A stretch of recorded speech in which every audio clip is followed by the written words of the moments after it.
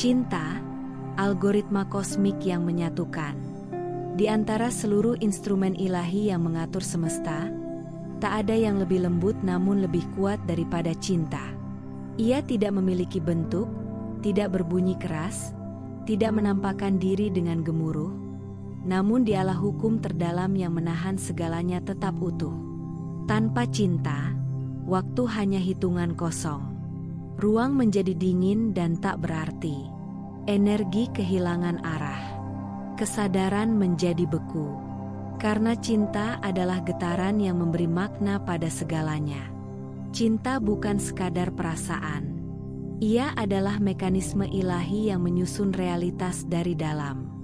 Ia adalah algoritma yang tidak ditulis dengan angka, tetapi dengan keikhlasan, pengorbanan, dan kesetiaan.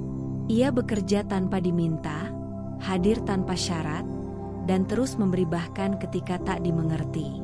Cinta adalah kekuatan Tuhan yang paling mendalam dan paling misterius. Ia tidak bisa dipaksa, tidak bisa dibeli, tidak bisa ditawar.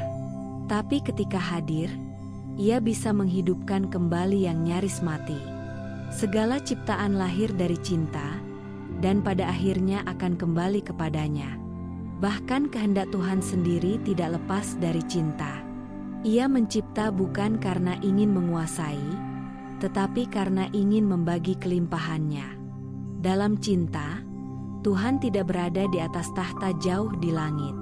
Ia hadir dalam pelukan ibu, dalam kesetiaan seorang sahabat, dalam pengorbanan tanpa nama, dalam air mata yang jatuh diam-diam karena peduli. Tuhan tidak sekadar menjadi objek pujian, ia menjadi kasih yang hidup di antara kita.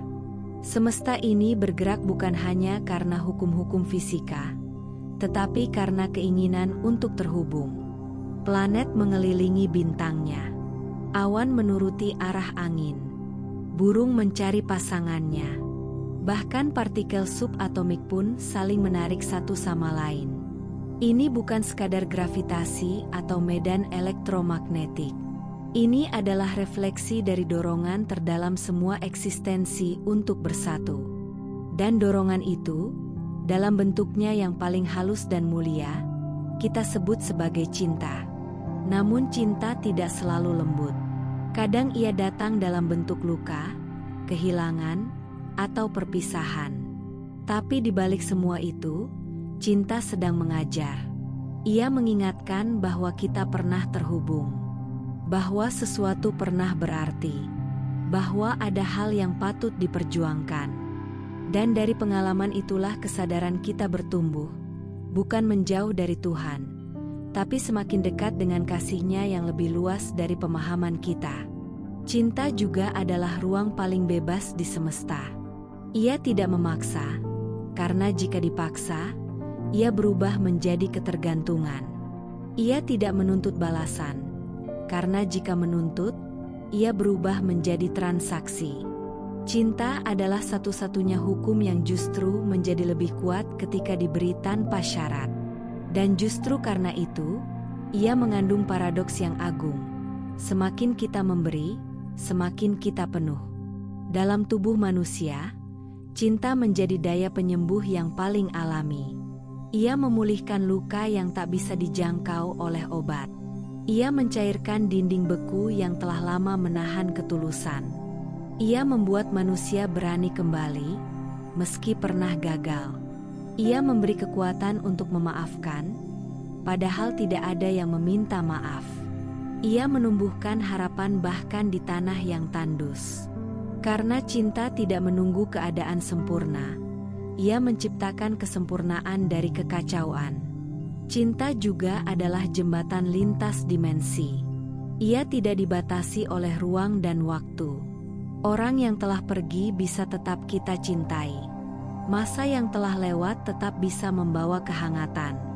Bahkan doa yang disampaikan dalam hening bisa menyentuh hati yang jauh, karena cinta tidak mengenal batas fisik. Ia adalah getaran yang paling cepat, paling murni, dan paling langsung menuju pusat dari segala makna. Dalam konteks kolektif, cinta membentuk peradaban. Tanpa cinta, keadilan menjadi kering, ilmu menjadi dingin, hukum menjadi kejam, agama menjadi kosong. Maka cinta bukan sekadar urusan pribadi atau emosional, tetapi pilar dari struktur sosial dan spiritual. Ketika cinta dicabut dari sistem, yang tersisa hanyalah kehampaan yang tersusun rapi, indah di luar, tapi kosong di dalam. Karena itu, setiap transformasi besar dalam sejarah manusia dimulai dari kebangkitan cinta. Cinta pada kebenaran, cinta pada keadilan, cinta pada kehidupan itu sendiri. Namun cinta yang sejati tidak lahir dari kenyamanan. Ia tumbuh dari keberanian untuk tetap memilih kebaikan ketika tidak ada yang membalas. Ia muncul ketika seseorang memutuskan untuk tidak membalas kebencian dengan kemarahan.